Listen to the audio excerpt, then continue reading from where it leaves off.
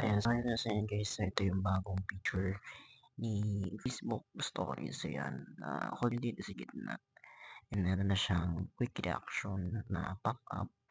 Kasi wait lang. Ayan, nagpatay ibang stories. Ayan. Quick reaction pop-up, meron diyang heart. Haha.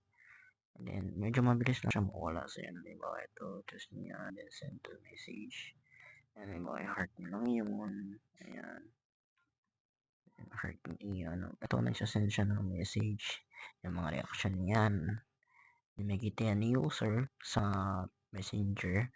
Ayan, depende na lang kung naka-message request yun sa kanila or what. So yan, ito yung bagong feature ni messenger sa quick reaction na diretso send. Hindi siya nakarelay dito. So yung reaction na to is dati nag-send siya. And ang ginawa ni messenger is send na kailangan i-send tong mga reaction na to. Hindi magpa-pop up sa messenger. Pero ito, ayan, yung mga quick reaction na yan is nagsasend yun sa messenger. So, ayan na guys. So, ito yung mga bagong features. So, kailangan nyo i-update. Ayan.